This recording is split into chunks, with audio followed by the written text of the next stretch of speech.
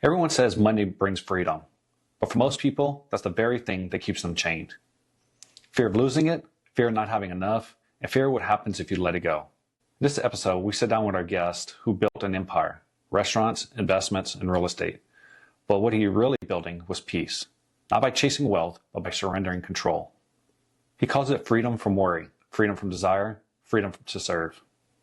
He talks about how he turned $374,000 into $5.5 million through discipline and prayer. And he does it all by giving away 90% of his profits and still coming out ahead. He proves that faith and financial wisdom aren't enemies, they're partners.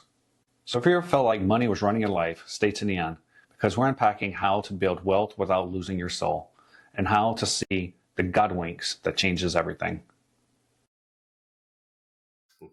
Well, Dean, appreciate it. We've been wanting to get you on for about a year now, so we finally got you here. Appreciate you coming here. I know you, I met you through soccer, so as a soccer coach, as a grandpa, as a dad, as a husband, as a Christian, as an entrepreneur, as a broker. So I know you through all these different lenses, as a mentor, so all these different things. How would you classify yourself? What do you call yourself out of all those things? I'd say in many ways at different days and seasons, I'm all of those things. But I think I learned from my father to work hard and be a provider. I probably, that's not the lens I necessarily want to be thought of as, but that's the way I think. Deep down inside, my motivation comes from the provider role. Just providing for your family. Yeah, provide for my family, but it's gone beyond that now. I have over 1,200 employees. I'm in 4 different businesses in 5 different states. I provide for my employees. I provide for their families. I provide for the vendors that sell us things. I provide food and drink to my customers. So I was at first a provider for myself, and then a provider for my family, and now my family's much bigger in the respect of the world. And so I think that's why I never thought about it before till you asked, but I would say I'm a provider first. And I think sometimes, you feel like you fall short in that, even as successful as I've been. So I want to ask a question because I think this is often mischaracterized as a bit for business owners. So some people say, oh, business owners are greedy. They make millions of dollars off the back of people. But you said you have over 1,200 employees, 1,200 families that are dependent on you to provide for them. Right. I guess just kind of speak to that and the burden, because I think it's a burden. Like if you don't show up and you mess something up, you could potentially, through a domino effect, put 1,200 people out of the labor force.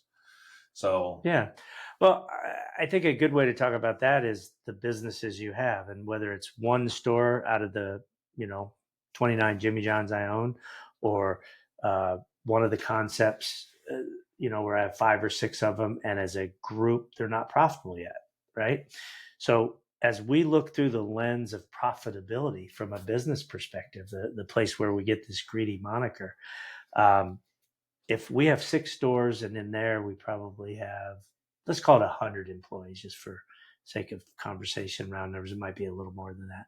We have 100 employees and they're all counting on making money when they show up to work. And if the business is losing money and you're just kind of laissez-faire, we love one another. We care about each other. The bottom line doesn't matter because of even the type of business that we think that's okay to do that in. And so you don't look at the numbers. You don't attempt to adjust the numbers. Well, you can only subsidize that for so long. And at some point you shut down and you close it down. So now the person who's renting the property is out. Maybe if you have time left on your lease and you set up LLCs and so you bankrupted them and you don't have a personal guarantee. If you do, well, you're going to be paying for it anyway. So now you're trying to help them rent it. But if it closes, the landlord's out, the employees are out, the suppliers are out. If anyone's owed money and you declare bankruptcy, the lenders are out. It's just lose, lose, lose, lose. And I believe in win-win-win. So if in this business, there's a lot of transactions and there's tips, we give 100% of those tips to the non-management people. Not one red cent goes to the ownership or to management, which is the law. We're just following the law, right? But it's also the right thing to do.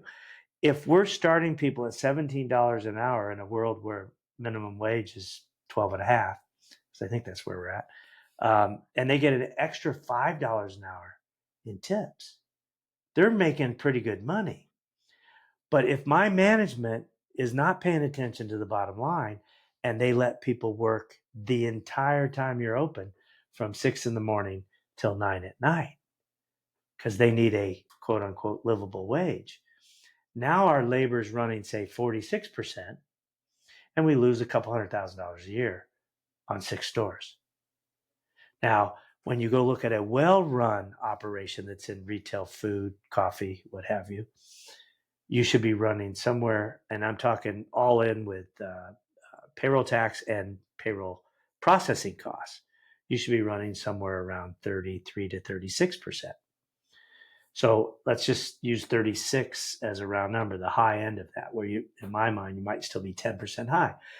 But you're okay based on the culture you're trying to create. You have a little bit higher labor. So 10% is okay. 46, 36, that's 10 points.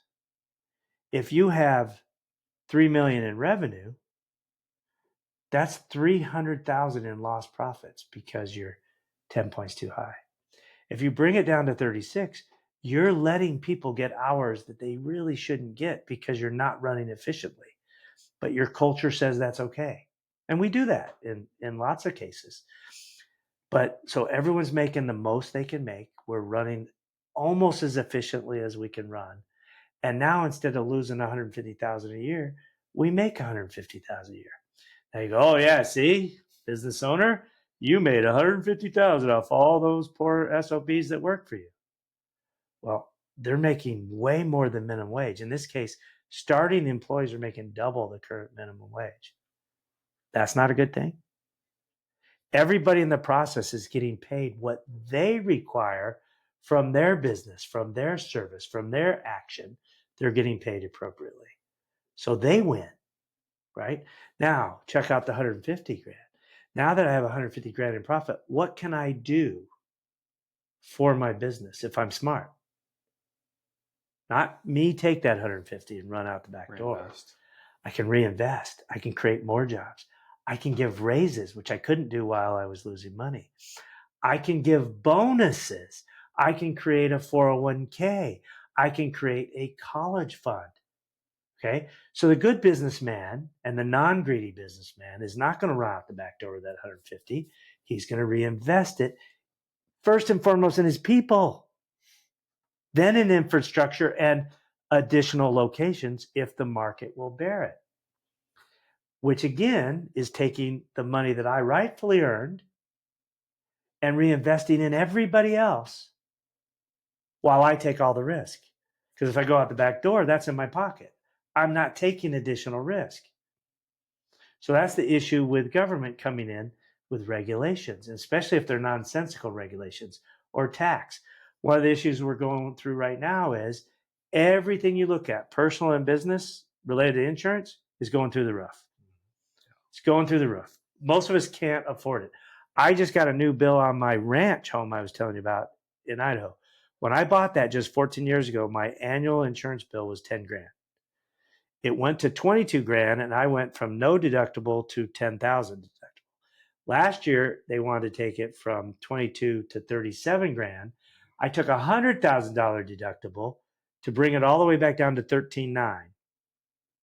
This year, despite a 100,000 deductible, and found out they added a 1% hail and wind damage on top of the 100, so it's bigger than the 100 deductible. They want 48 grand this year because of the fires in California. They want to pay for that. Right? So I'm at this stage where I'm actually thinking about my family legacy property because of how expensive it's getting to hold on to it. And that can't help valuations because someone else has to make the decision that $48,000 for insurance is a good idea, right? So now you take all the insurance costs. If you're an owner of businesses and you rent places, or even if you own them, rates are already high. Insurance is going up. Now property taxes are going up. We just went through 5 years, COVID, post-COVID, where the government's given everything away, and now the chickens have come home to roost. So they want to pay for it. So you all during that time where there was not money available, the levies went up to keep their revenues up so they could spend the money. But now property valuations are going up. And a lot of the people that work in government weren't going to work all during COVID, and some still haven't gone back to work. From what I hear, they're now returning to work and they're doing their jobs. Well, they've got 5 years where they didn't raise property values. So now they're raising property values. I have in my roughly 45 businesses, either 45 leases or properties I own. So I pay tax on all of them. Triple net lease, the person who rents pays it. And if you're not renting it out, you're using it, you're paying it. So I have 45 properties that my taxes on average, this is just property tax on the real estate, not the property inside that they also tax every year, has gone from an average of $12,000 per property to $26,000 in 1 year. So that difference of $14,000 times 45 properties, because one way or the other, I'm going to pay it. Just like that. I didn't do the math, but let's call it $600,000 of profitability just disappeared on real estate taxes. And you know what changed in the last year? If I had negative sales comps, my sales went down overall. It's not like my sales went up and they're saying, oh, he's doing really well, that greedy business owner. So we're going to raise his taxes because he can afford to pay more. My sales might have went down. And yet I had this huge 140% on average increase in property tax. Now, if the valuation goes up, even though I'm paying the taxes, what does the landlord think? Mr. Hodges is doing well in business. He can afford that. And that's what the state says my property is valued at. If I'm going to get an 8% return on my property value, his rent's too low. Now, if I have a lease, at least until the end of the lease and any options I have, I'm safe. But the second my lease is up, they're going to make up for all those years they didn't get the rent that they wanted. And they're going to jack it. Now, if they don't have anyone else to take my place and I call his bluff and say, we're leaving, we're going to go find another place, they have a decision to make. But a lot of people who are looking to make that extra money might make that decision. If they succeed in getting someone in there, good on them. But if it sits empty, now they're paying that out of their pocket. So things start to go backwards. And that's how you get into recession that turns into something nastier than that. And we seem to have a whole lot of things coalescing that are not good for business. And if business isn't in a good place, it's not good for individuals. And then you have the whole AI thing coming on and the potential loss of jobs, particularly at the lower unskilled places.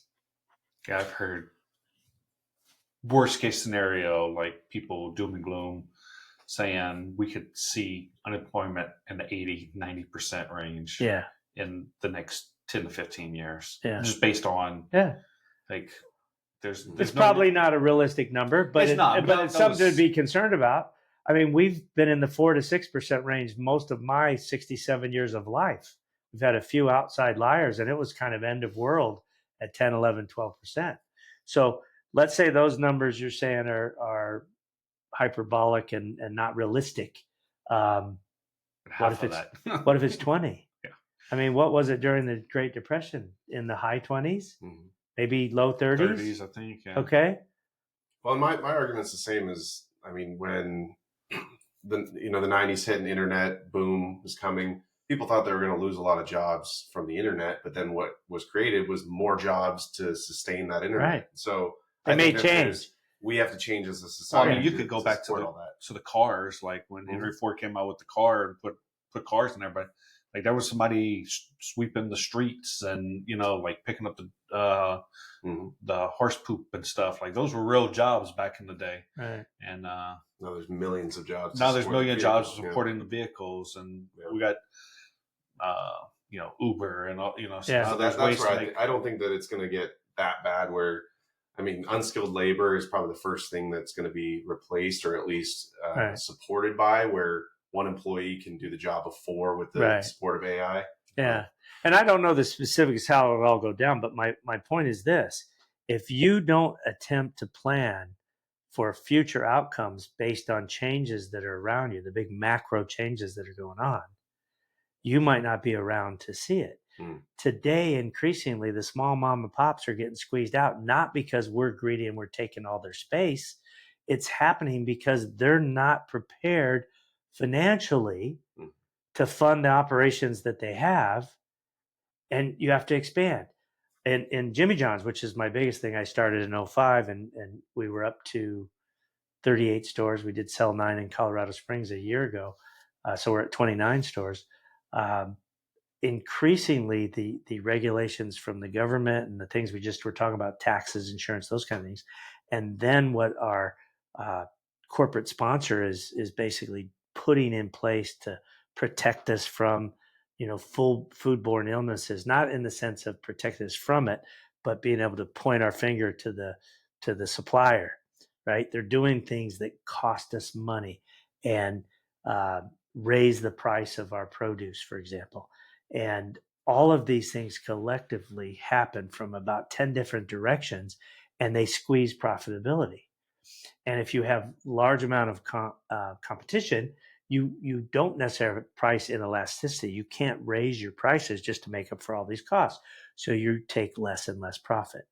Well, if you continue to have costs rising, and we've had food costs, we've had energy costs, we've had labor costs, and then now insurance and tax costs. If you can't keep up with it, you're going to go away, right? And so I see a world in just the next 5 to 10 years why this AI stuff is happening, and have no idea how that's going to impact us. You're going to have more and more people in the restaurant business go broke. But if AI also takes away jobs, you're going to have fewer places for the unskilled workers that they've been letting flood into our country aren't even going to be available for either AI reasons or the number of restaurants that are closing. Now, for the people that can survive, you may get pricing power back at some point.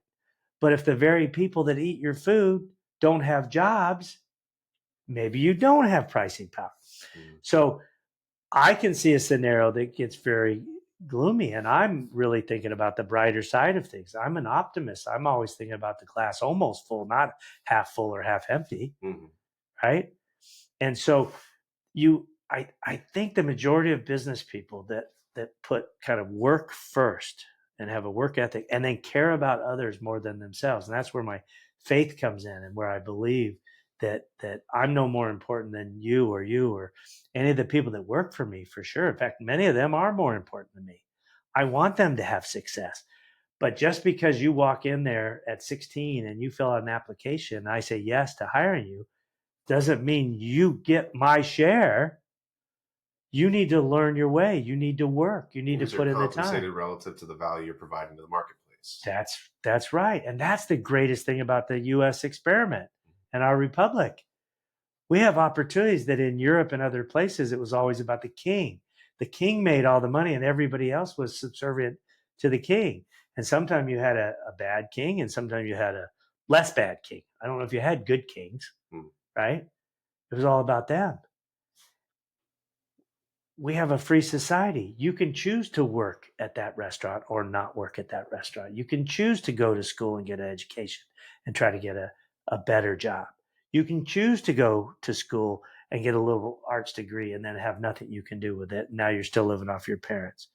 I mean, I know those all sound like judgmental statements, and to some extent they are, but you have freedom to choose in America.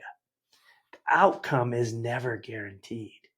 And where we're going in some of our politics, the far left and what's happening now in New York, we're going to have a guy that's a avowed communist. He admits He's a coward. Now he's walking some of that back because he wants to get elected. But what's going to happen in New York if you have free food and free housing and everything's controlled by the government? It's the capitalistic capital of the world. And we're going to change it there? It doesn't work anywhere else in the world. It has never worked anywhere in the world.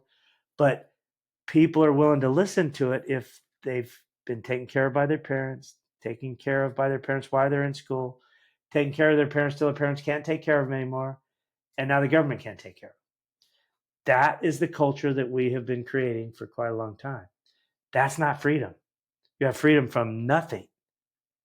You're an indentured slave to whoever's providing your way.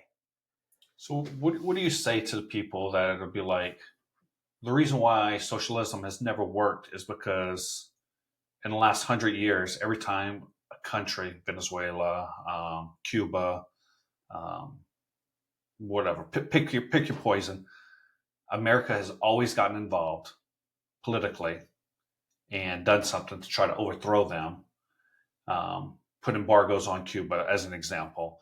And that is why it has never worked. So we've never given, because that's one of the arguments. What a joke, though. That's one of the arguments is that we have never let it work. We've never given it enough time. So let's take Venezuela because that's the one most in our purview right now. What does Venezuela sell? The rest of the world, and mostly us. Fentanyl. Well, two things, right? Oil. Yeah. The reason they have money is oil. So if you have a government that's for the people, they would take the profits from oil and the jobs that were created and then create nice paved streets, homes, grocery stores, businesses. They would grow their economy much like the free USA has done over the 250 years we've been a country, right? They would do that. So if you're not going to blame the despot who's stealing all the oil money and then making drugs to make even more money, right? He's not sharing with the people. Now, I'm not saying he should take the revenues from the oil and just give it to his people, right? But he could create economic prosperity through creating jobs and growth, right? I mean, it's just like the adage and the idea that Nancy Pelosi had a few years ago. For every dollar we give to welfare recipients, they spend that money, and it creates $1.72 of economic growth. There's actually some truth in that math, right? But for the person who's getting it given to them, what do they do with their spare time, which they have plenty of? Nothing. Because the dollar that they Nothing get, productive. well, the dollar they get is not enough to live the way they want to live, especially looking through the lens of social media at how other people live. They want more of it. Well, if they can't earn it because they're not working, they're going to take it. It's no different with a Venezuela dictator. He's rich off of oil, and he's stealing it from the people because he's not sharing it through the process of production and growing the economy. So he steals it. Well, that's not enough for him because guess what? He's got to pay a lot of that money out for his own protection. He's got to pay the army. Otherwise, he's going away. Or some other bigger, meaner despot with a bigger stick is going to hit him over the head and take it from him. So he's got to make more money. Whoa, look at this. America loves drugs. Let's sell them fentanyl. So when Trump is stepping in, he's trying to stop the killing of Americans, right? And at the same time, if somehow America takes out that despot, and again, it's never worked us taking someone out and putting in a better government. That government ends up being as corrupt, or let's call it almost as corrupt. And so it goes the same way. So you don't create freedom the way we've tried to do it. I think we're learning, though. We haven't taken out Iran. Right. Since the last time. But when they're harming the rest of the world, and particularly us, we're going to spank them, right? That's what we did. We took out their means of destructing the rest of us, right? They're sending boats over at this stage. We're not going into Venezuela. We're not taking them out. We're not replacing them. And you can say these are the first steps. Maybe they are. I don't know. Mm-hmm. But we're taking out boats full of drugs that are going to kill our kids. Mm-hmm. Is anyone opposed to that? Really opposed to that? I'm not. Yeah. Shouldn't be. No. So, do you have a decision-making matrix for when there's profit in a business and, reinvesting it? Can I reinvest it into the employees, or when do you take a payout? Because in that scenario, obviously you got 6 stores. If you're actively involved in the business, I'm assuming that 150 is after paying yourself a salary. But for a lot of small business owners, the profit is their, what do you call it, the SDE, the discretionary earnings. They're not paying themselves a salary, and it's phantom profit. Right. It changes, obviously, different seasons, but you're looking at the business that you have. And so if you take one of my businesses with 6 stores that are not profitable yet, and when you look at the numbers and you see that the labor's off by that much, you have to attempt to fix labor. So you go to the management. Again, I'm not browbeating people. I'm not threatening people. I'm just showing them the why for they're in the position they're in. But at this stage, you want to open store number 7, and you've got this fabulous location in central Omaha, downtown, West, wherever it is, you've got it, and everything measures up. And you go, yeah, I think that's great. Okay, we're losing 150,000 a year. Is this one going to change that? Because we have to either inject cash we have or borrow the money to invest and take another risk. What you've got already is not a proven concept, right? So what you do is you start by fixing the labor. 46 is at least 10 points too high and maybe more. So you fix that, you get to where you're profitable. Now we'll talk about the 7th location. So there's no consideration of a 7th location. Whereas another one, take Hawaiian Bros, for example, we committed to a 5-store development, or they wouldn't have signed us up. They weren't going to let us open one. Well, that initially is committed to 4 in Omaha and 1 in Lincoln. Now they want us to do another 5-store deal, which would encompass the rest of the state. To entreat us to do this and not look at competition coming in right away, they said, you really have the whole state with your first 5, and we won't put anyone else in. We'll let you do your first 5, but you get close to 5, probably after we have 4, they'll come back and they'll want us to sign another agreement before we do the 5th. Well, you open a store in Gretna, and it's doing very well. We just opened 3 weeks ago at 114th and Dodge in the old Boston market that sat empty for 12 years, not paying wages and income taxes and property taxes and paying all those vendors. We've spent several $1,000,000 to convert that and open that up. We're doing very well so far. In fact, so far, all but about 2 days, we've done better than Gretna. And it has taken some from Gretna, which sometimes happens and sometimes doesn't. But they're both collectively very good. So we're working on a 3rd one that will open in Elkhorn sometime next year. But we are committed to 5 stores. And then beyond that will depend on how we're doing closer to the end of those 5 stores. So when we're reinvesting the money, we reinvest all of it. We're just basically living off the income that we have. And I've paid myself around $1,000 a month for forever. At times during COVID, I went to 0.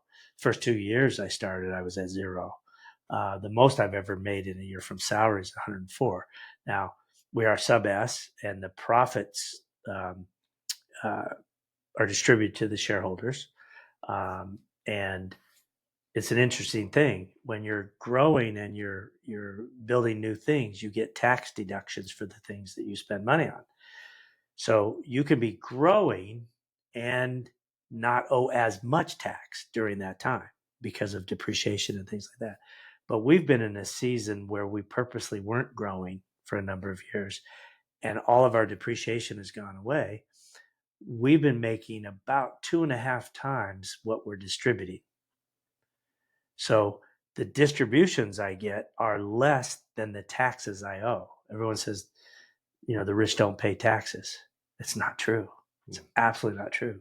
There's things you can do, but they involve taking more risk, growing, taking more risk. I'll say it again, right? And creating opportunities. And the government has ways to incent you to do that, or they don't. They take them away sometimes. But they incentivize you through risk. Well, you have to take more risk and spend money to create new opportunities, not only for yourself, but for everybody else. Community. And the only way it really works long term that I see is win, win, win, right?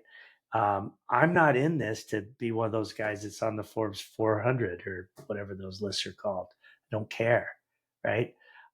I want everyone that comes into my purview to have an opportunity. Now, if they choose to take it, they're going to have every means possible from me in terms of education, learning, advancement opportunities, those kinds of things. If they show up 1 out of 3 shifts, if they're late all the time, if they steal from us, I mean, there's a number. If they treat other people hostilely, if they bring politics into the workplace, and liberal doesn't like a conservative, or conservative doesn't like a liberal, those are all reasons to try to educate you and get you to straighten up. But if not, you've got to go somewhere else. We want a safe environment for everybody, and where everyone has peace and joy, you know? So, So it sounds like when the first question that you ask is there profit in this business? And if so, can I reinvest it? If not, then can I support my team? right. And so once you get down there, what is the responsible way of compensating yourself through that growth? Or is it that you compensate yourself as little as possible until the exit opportunity? I think differently. My early lessons in life: live within your means, pay yourself first. Now, that was before I knew God and the whole thing with tithing. If you want to bring faith into this, I told my wife when we first got together, we make X amount of dollars and we pay X minus 20% or whatever it was. So we could save 20% of what we make. Now, that was only $400 at the time. Okay, it's not like 20% was a big number. We had $400 extra dollars.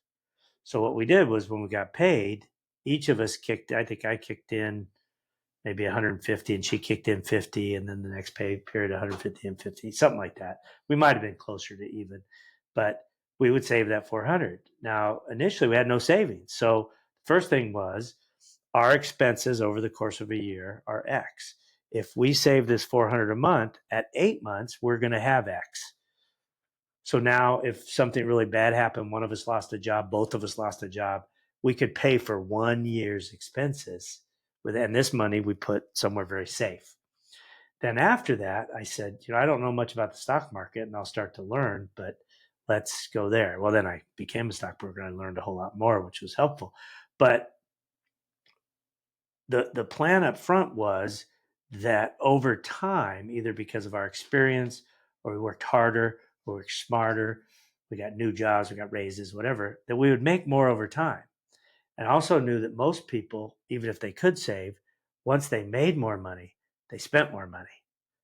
Well, I was okay with that, but I didn't want to spend all that I made more. So I said, here's the other deal we're going to do. Start with 400, but every year, no matter what, we're going to increase the amount we save by 2.5% of what we make. So we took that initial amount and turned that into a percentage, which, let's just say it was 5. So the next year, to start the year, we're going to save 7.5% of what we make.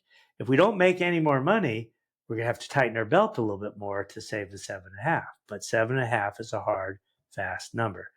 Now, there were some years where it was tougher to do the 2.5 point increase. So maybe we did a 2. But then, because we worked hard, or we got lucky and got the raise, we made more money. The next year, we didn't go from 7 to 9. We went to 10. We'd maybe jump to 3 points. Anyway, we did that all the way till our kids were graduating high school and going to go off. One went to college. One went out in the workforce. They left home.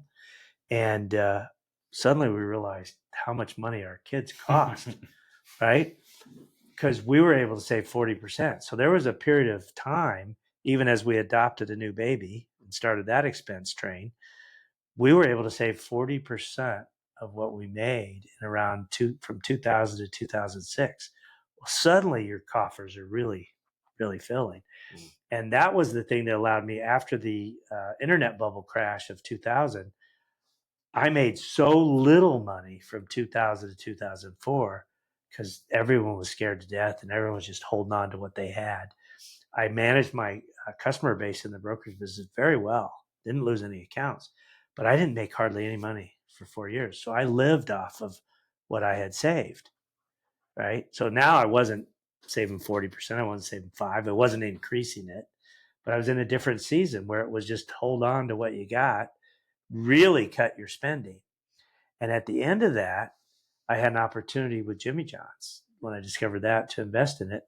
And I thought, well, I don't even have enough cash to do the first 2 stores in my savings because I had gone 4 years without adding to it. I learned about, and I should have known this, but I'd never heard of it, something called a 72T. You can take money out of your IRA under a 72T before you're 59 and a half, and you don't pay the 10% penalty. And what happens is you take the money all at once, but you pay taxes over an average of 4 years. And if you do that, you don't pay the 10% penalty. So I actually had $800,000 in my IRA at that point, and that was a lifetime of saving. And I 72T'd it, and that built my first 2 Jimmy John's. Okay. And then they did so well, the first 2, that the taxes I had to pay almost equaled $800,000 the first 2 years. So I lent the $800,000 to my company. And then with the success of those first 2 stores, I distributed the $800,000 back out to pay the tax. So I have no money invested in my organization. 0. And we own 45 different restaurants in 4 states because we sold Colorado. Yeah. So you took a big bet on yourself. Huge. In 2005. But I didn't give up my job. I worked 80 hours a week at the brokerage business. That's solely responsible for my success. I'm not any smarter than the average guy, not even close. I worked my butt off 80 hours a week. When I started Jimmy John's, I cut back to 50 on that job. I picked up 50 in the new job. So I 20. So I went to 100 hours a week. And during that 3-year period, I actually coached 2 soccer teams, 10 hours each a week. So 20 hours a week I coached. So I did go, and people say BS, and I know it, but I worked 120 hours a week for 3 years. It was some of the funnest times I've ever had.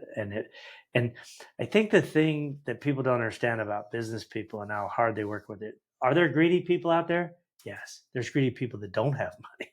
There's people that are hugely successful that are greedy. No question. Okay. I would say the majority of people that had to bootstrap it and work their butts off care more about other people, and starting with their employees, but then their charities or their church or their whatever they care about. They really do care. And I think that gives you a freedom from money. You don't care. I've not ever chased wealth. I've never. I really didn't. When I was young and poor, I did want to be rich. And I thought when I had $1 million, I'd be rich. You got $1 million today? How much income can you create off that $1 million a year on an after-tax basis? You are not rich. You are not even close. Now, if you get $1 million from a lottery and you're happy with your life and your job and things like that, and you got an extra $1 million net of tax to spend, you're going to be rich for a little while. If you get a good return on it. No, I mean, you're going to be rich till it's gone because you're going to spend it. And you're going to be a rich person for a very brief period of time. I don't think you're truly rich until you're satisfied with where you are in life and you live within your means. And guess what? You can do that at the beginning of your pursuit of success, right? And it also says that in the Bible, being content. If you're content with where you're at, it doesn't matter how many zeros are behind your net worth. It absolutely doesn't matter, right? And I liken this to sports. When I coached soccer, and I did that for 16 years, and most of the time I was an assistant coach because the guy who came over from England is fantastic. He's still in our club, still coaching teams. In fact, he's coaching my granddaughters now. But Alex Mason, yes. Oh yeah, you would know that. But what I was going to say was we would prepare for a tournament, particularly a big tournament like Kansas City or St. Louis or Chicago. And the team we had was very good. And so we were very competitive. But we would get ready for it. We'd work very hard and we'd go. And if we won it, and I wouldn't say we won it easy because we never had any of those bigger terms that were easy. But if we won it, we were kind of elated. But we couldn't wait to get out of there, get home, and get back to practice to work on the one or two things we did wrong. If in a semifinal or even trying to qualify for the playoff part, we lost to a team 1-0, and let's say we dominated the game and we should have won, but we lost. And there was either a mistake in not scoring when we could, or a mistake that gave up the goal. Like one mistake in a game that you should have won 4-0, and you lose one. And now you don't even go to the semifinals. You don't go to the playoff part. We couldn't get on the bus and get back home fast enough. It's almost like we want to go straight to the training field and do a practice when we pulled in at 10 o'clock that night. We didn't do that. But as coaches, we wanted to, right? So then all we did was work really hard on all those things that we didn't do well there. And then the team that won the tournament, we'd find out where they were going next.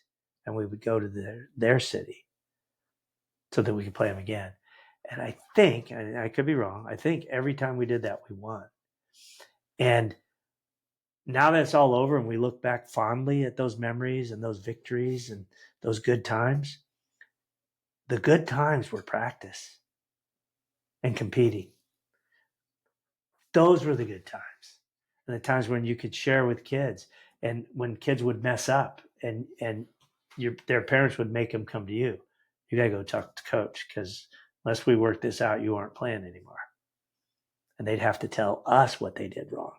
And then we, not as parents, but as coaches with parents locked arms, would met out some additional punishment besides what they got from the family to get them straight. And so we helped straighten out a lot of young men and women over the years in our coaching by locking arms and joining hands out of love, and doing the right thing.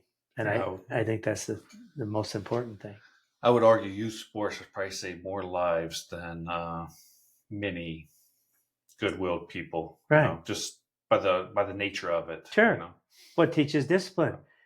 That was the thing about my oldest son. I didn't think he'd ever be worth a hill of beans, because he didn't work while he was going to school, because he played soccer full stop 24/7 all year long, right? And when he got finished with school, he's everything I expect out of someone who started working when they were 14, because he really had a job the entire time he went to school. Yeah, so it can take the place. But if you just go to school part-time and part-time study, I've made this argument quite a few times on the podcast that two of the most successful groups of people I've come across, obviously those that won it, but military has a high success rate, and people that played collegiate sports. Yes. So at least you can done high school at a high level, but if you didn't make it to the collegiate, I think that's kind of the defining. There ends up being a disconnect. Yeah. I wanted to touch on this. There's something in the water on Wall Street, because every former broker, like before pre-internet days when you actually had to make phone calls, when they leave the brokerage industry and start a business, all those businesses perform at a different level from just startups, solo shops. And I don't know what it is. And to that point, I want to ask you why that jump. Like, I think they. Trading in my suit and cocktail hour at 1 o'clock was not anything anyone I knew thought I would do. I think for me, it might have been a little bit different. I started working when I was 12, believe it or not. And I worked at a restaurant in Plattsmouth, Nebraska. And a month before I turned 14, which I could legally work, someone turned me in because I worked in the restaurant till 10, but my ride back to Bellevue was a bartender. She worked till 2. So I would just sit in the bar, but I got bored because I did all my homework at school. I didn't have any homework. So I'd sit there bored. There's no TV. We didn't have little Game Boys. We didn't have internet. I mean, this is a long time ago. This is in the early 70s, right? So I started like seeing tables that needed cleaned or glasses that needed picked up, taken back to the bar. And then I seen lots of dishes that needed done and empty ice bins and beer coolers that were going empty. And so 12, 13 years old, I just started doing the work. Well, the bartenders didn't mind. They didn't have to do it. And the other thing that they learned from it was we got out of there earlier. I was okay. I was getting home at 2:30, having to get up and go to school by 7, right? So that's also where I learned that I didn't need much sleep. But they got out of there quicker too. And so I did all that. And then the bartenders did start to feel bad that I was doing all their work and not getting paid because they couldn't put me on the clock. So they started sharing some of their tips. Well, then they started feeling bad that I wasn't getting enough or that they were having to share their tips. They felt worse about that, right? So they made a mistake. They put me on the clock. I was almost 14, put me on the clock. Someone was in drunk one night and they kicked him out. He turned him into the state. The state fired me. Well, they fired me, but because of the state, and they got fined. And I think it was at that time it was like $2,500, which was big. I mean, minimum wage was like $1.35. I think it might have gone to 165. No, I think I was 14 when it went to 160. It was 135 minimum wage, $2,500 fine. And then I'm also not there anymore. And I was doing good work. So a month later, the Ramada Inn, which is no longer in Bellevue, opened brand new. And I went to the school and got my worker's permit. And I went down there and got a job. And so I worked there for a couple of years, and I went to the Bellevue Queen. So I worked in the restaurant business from 12 to 18. And at 18, I worked out at Millard Airport on the line. I was kind of a glorified gas station attendant for airplanes. I did that for a couple of years until I became a broker at age 22. How'd you get into broker? I want to ask that. Well, again, I was living within my means. And the first thing I learned about when my brothers turned me in for the pile of cash I had in a little box in the bottom of my closet, along with all my uncashed paycheck, my parents didn't get mad at me about the money. They were shocked that I had that kind of money because they didn't have that kind of money saved. They wanted to know what I was going to do with all these expired checks. Like, what do you mean expired? Well, they're only good for 6 months. You got checks here going back, looks like over a year.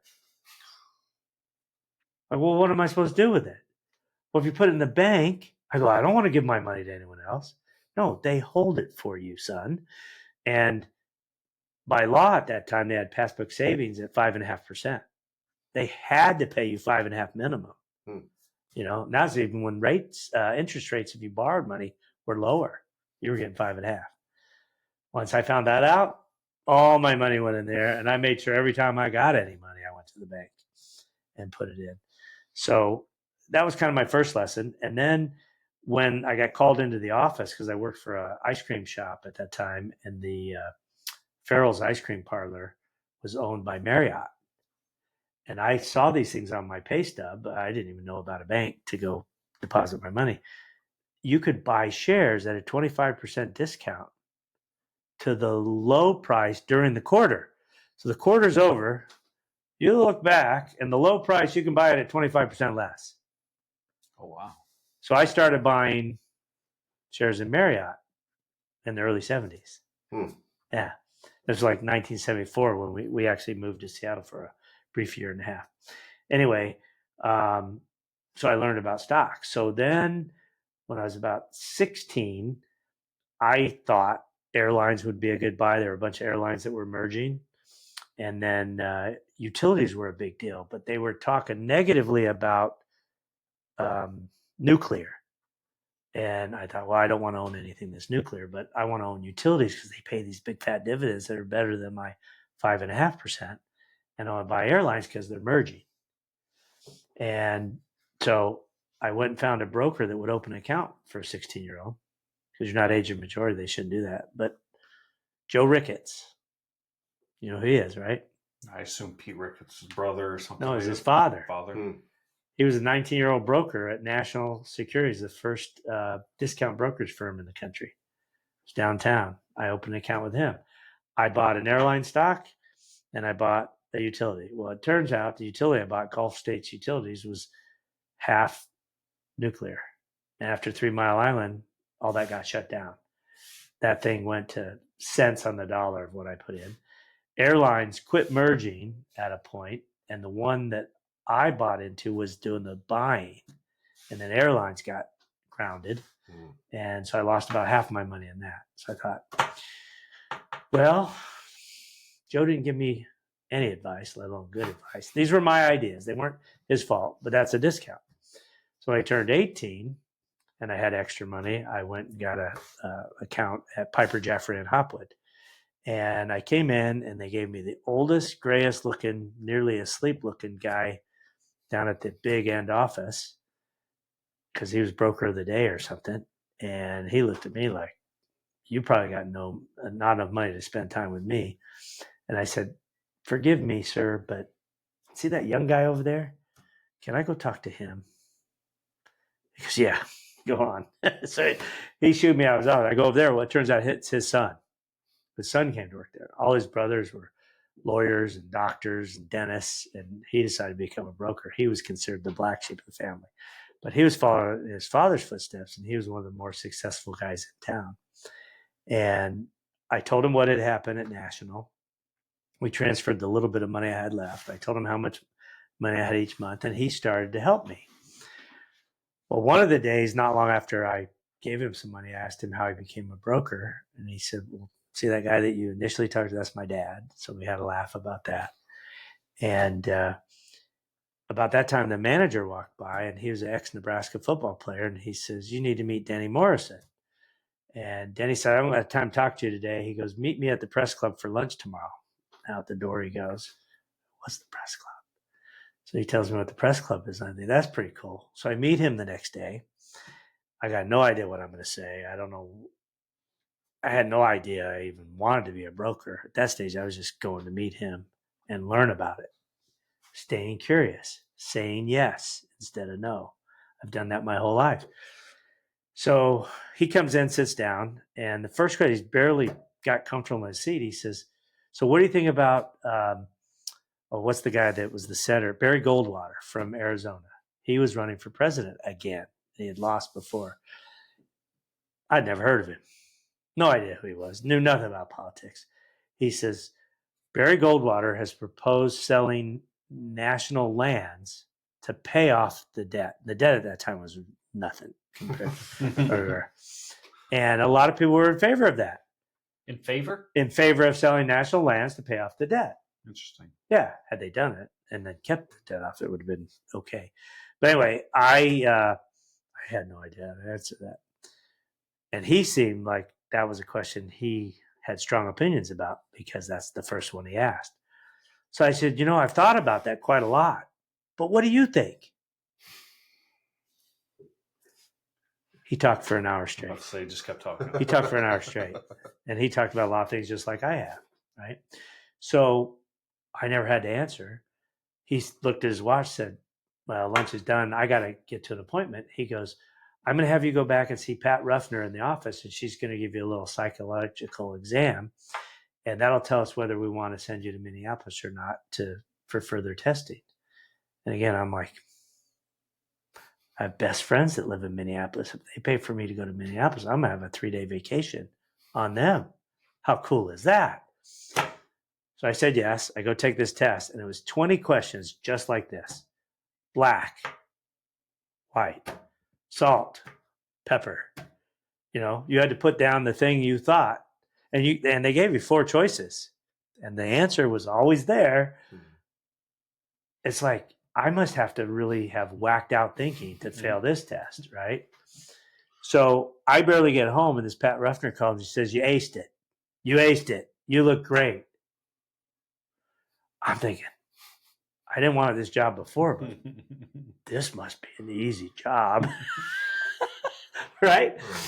Yeah. So they set this thing up. I'm going to Minneapolis, February 11th, 82. And it was like, fly up, see this Sigmund Freud dude. And I swear he looked like Sigmund Freud. And you had to do a 400 question psychological Is that the test. Minnesota whatever personality test? Yeah. Whatever it's called. Oh yeah. I've taken it. Oh yeah. It's a bear. It's a bear. But just in short, the crazy thing I learned about it was the first 50 questions really count, and you got to really focus on those. The middle 300 are the same question, just regurgitated a different way and then slightly different answers, but gets to these same 50. And then the last 50 are exactly the same as the first 50. And it was just weird because I don't know if it was the plane ride or I just happened to get it, but I got a sinus infection that I didn't discover till I was up in the air. I got all stuffed up. It felt like my head was going to explode. I couldn't blow it out of my nose. It was all up in here. And so I go in there and you meet a person first, and then you take the test. And it takes a long time to get through 400 questions, especially if you feel bad. At one point, I answered about 100 of them without reading them and put my head down and took about a 10-minute nap. And then got up, and the last 50 I focused on again. But you give that to them to grade, and then you go in and see the psychologist. This guy had his leg crossed. He looked like Sigmund Freud. He had a pipe. I mean, I don't think he was still alive in 1982, but it was him. And the first thing he asked me, why do you hate your mother and father? What? I don't hate my mother and father. I mean, I actually got mad at him. And then he asked other questions like that. And I think one of the biggest questions he asked, and I thought I answered it good, and he said wrong. And later the territory guy up there, the senior VP of hiring, asked me the same question. And he said, BS, that's no answer that a kid wet behind the ears and green of sales would say. But they asked me, you're in Nebraska, right? Yeah. Okay, you get invited to the kitchen table of a 60-year-old farmer and his wife. What are you going to say to them? I go, well, if a farmer that I didn't know invites me to his table, he already trusts and likes me. So I've already earned trust. So all I got to do is ask a question. What do you need? How are you invested? And then from the things I learned about if I become a broker, I can offer him solutions to his problems. I thought that was pretty good for a 22-year-old that had never sold anything, didn't know anything about it. I knew something about investments, but not very much. They both, well, he went on his pipe, and the senior executive, he said BS and screamed at me. But anyway, I got through all that.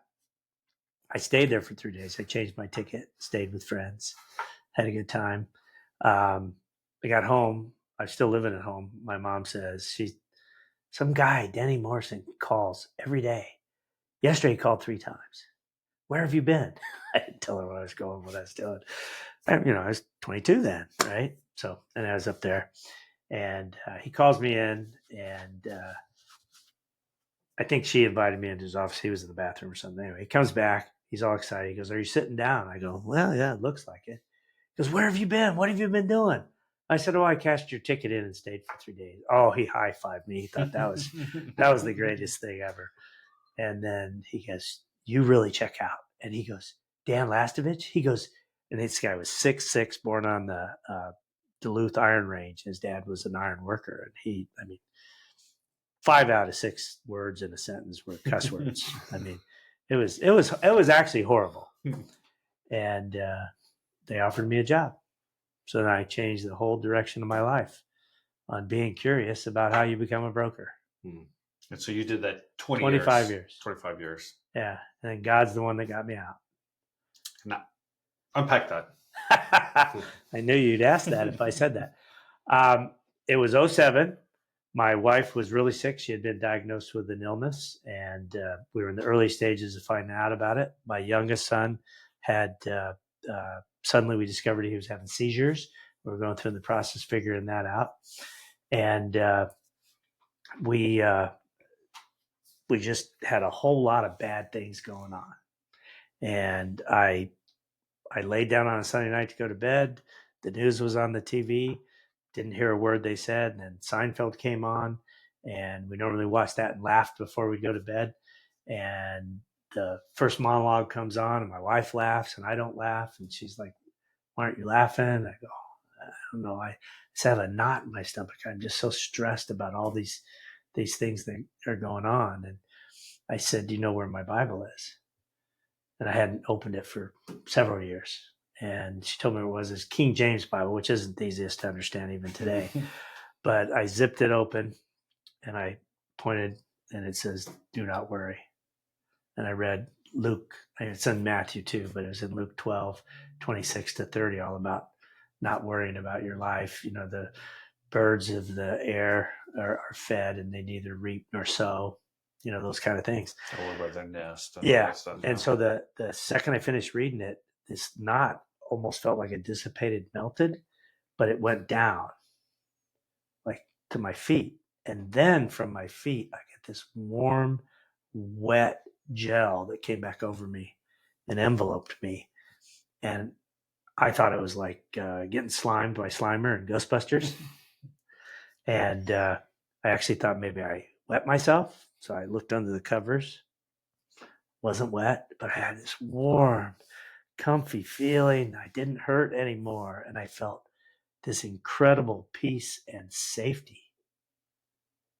And so I think the second I read that and knew that there was no reason to worry, I think that's when the Holy Spirit finally came out. Now, I accepted Christ before that, but I don't think heart of heart. I did it in a group setting where we were told the gospel, and then we were asked to accept it, and one by one we all did.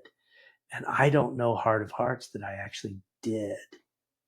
You know what I mean? I didn't think about it at the time, but I think when I prayed, heart of hearts prayed for real, and then he gave me an answer directly through his word, which is the way he seems to communicate to me. And then I believed that the Holy Spirit came on me, and that was the safety. And from that point on, I have known things I shouldn't know. As an example, I would pray about something, go to sleep, didn't have a dream, didn't have an apparition, didn't hear voices when I woke up, nothing weird, which I believe those things can happen. They haven't happened to me. But I know stuff I shouldn't know, even to the point where I keep a notepad by my bed and I'll start writing what I know.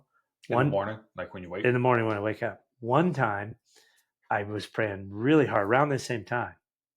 In fact, it was just a few days later. I was on my knees. My wife was in the hospital. The little baby we had adopted was at daycare, and he had never been watched by anyone even one night. And I came home late after seeing her at the hospital, and I got on my knees and I prayed really hard, and I fell asleep with my knees on the floor, my head on the bed, and we've got kind of a higher bed. And I woke up 2 hours later, and I felt incredible peace and incredible relaxation, and like I had slept 8 hours. I stood up, my legs were asleep, I fell over. I laughed a little bit about myself, and they had that from knees down, all that tingliness you have when a limb goes numb. And I had to lay there and rub them. You know, it took a little while. I got up, I went in, I think I went to the bathroom, I brushed my teeth, I got in my bed clothes, went back to bed, slept for 5 more hours. Just the best, most peaceful sleep. So now I got 7 in total, which is more than I normally get. I woke up and I grabbed this pad. I wrote 19 pages about how to save the soccer club from bankruptcy. Because I had just found out that week they were in a negative net worth situation, and they had just built a brand new indoor facility, which you've had your kids probably play at. Yeah. They didn't have 2 nickels to rub together. They didn't have enough money to finish buying nets and balls or turning the heat on.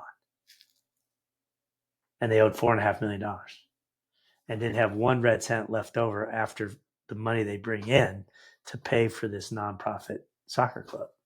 I wrote out 19 pages. I put it away. I went to a meeting. I wasn't even on the board. I fired the entire volunteer board. No authority to do that. I then went around and found businessmen. You're going to be president. I had to talk you into it because his last daughter was just finishing at the club. He wasn't going to be there because his kids weren't. Even better, though. Well, yeah, but he said yes. I got a guy that was the second in command of finance at Ameritrade to be the treasurer. All volunteer, hired all new board members. And I said, guys, I've got too much at stake between my Jimmy John's business and my broker's business to be on this board if it fails. But I'm going to give you all the tools you need. And I laid out everything God had told me in my sleep that I wrote on that paper. I didn't bring the paper, by the way. A number of things happened over the years. And in the crash where Drexel Burnham Lambert went broke, this note that never had a dime paid on it kept getting downsized and resold, downsized, resold. Drexel Burnham had it. They went broke. Sheriff put a padlock on the place the next day. We went and cut it off, went back to business. Drexel going broke, they sold the note again to an Oklahoma cash investor who invested in those kind of things. But it had gone from $4.5 million, 7 or 8, 9 years of no payments. Now it got sold for $1.3 million. We merged then, which was also in those notes, with Gladiator, which had an endowment fund from all the people that were in Gladiators back in the 70s and had become successful in business and donated back to the club because that's where they learned their discipline to be successful in business. They had $750,000. They joined our club. We paid that. The note was 1.3, but he paid way less than that. I don't know exactly what it was. We went to him and offered him the $750, paid him off. 9 years, almost got shut down 3 times. Never missed a single day of operation. Ended up owning it for $750. They'd been sitting, growing over 25 years, 35 years in this, and they didn't know what to do with it. And now and one of the problems with that indoor center was Arsenal was the owner of the facility and the biggest club in the state. Nobody wanted to play there or practice there because their competitor was in it. Well, when Gladiator and them joined, that kind of opened up the doors, and everyone loves to go there and use it. And it's not just a soccer facility. Yeah, I mean the right, semi-pro right, football. I mean, they play in Yeah. there. Yeah. Yeah. So they did a deed burning party at 9 years, and they invited me because they gave me a lot of credit. I didn't do anything but listen to God, set it up, and I got the heck out of Dodge. Right? And I brought with the 19 pages of notes. Everything that was ever done was in those 19 pages of notes. Wow. So I've talked to you many times about the when you were doing stock brokering and not dollar cost averaging, the asset allocation side. Right. We've also had conversations about getting neutral in decisions. How do you balance that getting neutral with opportunity cost? And I know that you're definitely not one that holds many regrets, but we talked about a few. I think just to go over that again, and it's real quick and simple. I'll try to keep it short. I learned this from a book. I can find it for you. I don't remember the title or the guy's name at the moment. It's more my age, I think. And I read it a long time ago. And when I say a long time ago, probably about 12 years ago. So I didn't have this process before. I had something similar, but neutral is kind of a key. I didn't get neutral. I would gather the facts. I would process those facts. And then if I wanted to do it, I was doing it. Come hell or high water. I was going to figure out how to get the money, how to do it. Right. And you know as well as I do, sometimes we can let our own pride get in the way of our success. And it can lead to failure because we do things we shouldn't do.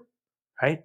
Wouldn't it be nice to have an advocate that could tell you ahead of time whether it's going to work or not work? And even to the extent that if on occasion you felt like he was in it and he wasn't and it didn't work, but you were meant to learn a lesson, but it didn't wipe you out. You know, lessons are good, right?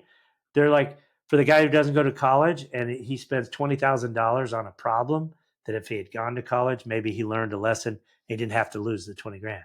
Well, I spent way more than that to go to college. So that 20 grand might be well spent to learn a lesson that you never repeat again. Anyway, so the way this works is I gather the facts when I have a decision to make. Now, I'm trying to learn to do it in all aspects of my life, and I'm getting better because of learning this lesson. But you gather all the facts around the issue that you're looking at or the decision you need to make. And in business, it might be opening another restaurant, getting another concept, moving into another state or city. And so you gather all those facts, I'll say again, and then you pray to God, whether he's in it or not, whether I should do it or not. Any way you want to pray, you're basically bringing God into it to help you decide. He's the advocate I'm talking about. Okay. Now you get neutral, and I'll circle back in a minute on how I learned this lesson.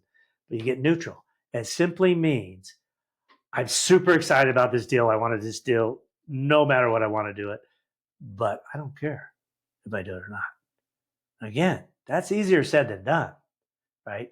So I'm saying it that way. I really want to do this. So my bias now is everything I see says God's in it, and I'm going to do it because God's in it, right? You can twist things and spin things just like they do the news, right? So you really have to get neutral. And one of the ways I do that is I'm waiting for God to answer. That's the fourth thing, fourth step. God has to answer. Now, how does God communicate with me? I already told you. Most cases, I pray, and the next day I do devotional. And I have anywhere from 3 to 7 at any given time things I read.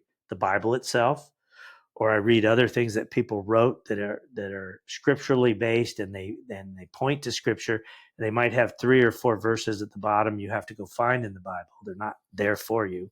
Some of the ones I have will have a 1-sentence scriptural verse, and then they'll have a page where they're telling you kind of what they think about that or how it fits their story that they're telling you. They're all interesting. They're all good. You can learn from all of them. But ultimately, I end up in the Bible on every verse that's said. Even if they spell it out, I want to see what my Bible says, because my version might be slightly different, might mean more to me. God might pull the veil down a little bit more so I understand it. So what I have learned is if I don't hear from God within 24 hours, he's not in it. I might as well tell the people that I'm talking to the decision is no. Because if I wait another day, 30 days, whatever, I'm kind of avoiding those people, and I'm not going to answer them, right? Because I don't know. And you always feel bad when you can't give people answers. So if it gets 24 hours and I don't have an answer, I usually call up, say, hey, God's not answering. And almost 9 out of 10 times, well, let's give it more time. Here's what happens. I pray before I go to bed. I sleep about 5, 6, sometimes 7 hours, that 5 to 7 hours. If I get up and the first thing I do is my devotional, I'm going to get an answer there. Now, there's other ways he answers, and you're familiar with one, Hawaiian Bros, and we can talk about that if we have time and you want. Absolutely. But essentially, the answer is in the Word of God, and I know it. I know it. Now, part of that is once the Holy Spirit lives in you, and he's looking out for you, and he's protecting you, he wants good for you, which is what the Bible says about the Holy Spirit. Even if you don't have this daily commune with him and you don't feel that he's really in there, because I still struggle with that a little bit. It just seems like a weird thing, right? But I believe it because I've had it proven to me again and again and again. But in this case, when I wake up and I know how to fix a failing nonprofit business that has no extra money and they're $4.5 million in debt, and 9 years later, they still haven't even been able to make a single payment, and they're saved. One, it would take someone God size to do that. But at the beginning of it, based on prayer, immediately when I wake up, I write 19 pages. I'm talking the yellow legal pad, 19 pages of what to do and how to do it. And then without rereading it, go do it. And then after it's done, go back and see that the roadmap was right there. I mean, it's just, that's kind of crazy stuff.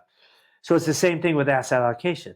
When I first started in 83 and I had this client with $374,000 they wanted me to invest, and they were invested 40% in big oil companies and utilities and 40% in technology companies and 20% in some other industry, and they were all down and they were losing their butts and they were old and they just wanted to know that their money was safe and going to grow.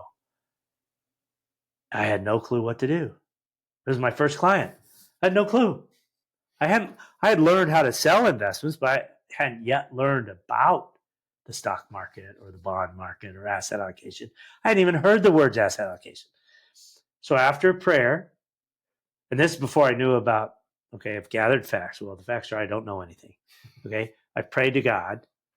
I've got neutral. Well, I went to sleep. I didn't know what getting neutral was. I went to sleep. I wanted answers. And I thought I'm going to wake up and I'm going to have to go find these answers. Right? I'm going to have to go do research, and I got to get it done inside of 24 hours because they're coming back and I got to tell them what to do. I woke up and I knew all about asset allocation. So I go to that meeting with nothing prepared, and I gave them a plan. 60% stocks, 40% bonds. The bonds are going to be in a bond ladder from 1 to 15 years. We're going to buy all tax-free bonds, lock in rates for 15 years. When one comes due, we roll it over at 1 year. And if rates come down like they were, the portfolio is going to go up in value, but while we get a lesser rate, I'm sorry, I said that wrong. When the 1 year comes due, I'm going to invest at 15 years. And at that time, the short rates were down here, long rates were up here. So if something came due and you invest at 1 year, you didn't get very much return.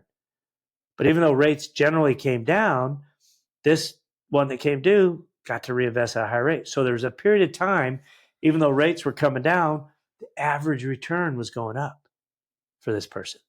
But all the other stuff that was 14 years now, 13 years, they were locked in really at sweet rates.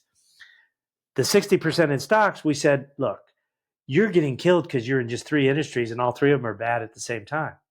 We need to be in at least 10 different industries. We want no more than 5% in one industry. We want no more than 2.5% in one individual stock. We're going to buy for the long term, but that's not going to preclude us from selling. Why would we sell? Okay, this is coming out of my mouth, right? I've not read anything or heard the word asset allocation, but it's coming out after I prayed the night before. So what we decided on the front end was if we're 60% stocks, 40% bonds, that's the optimal place to be.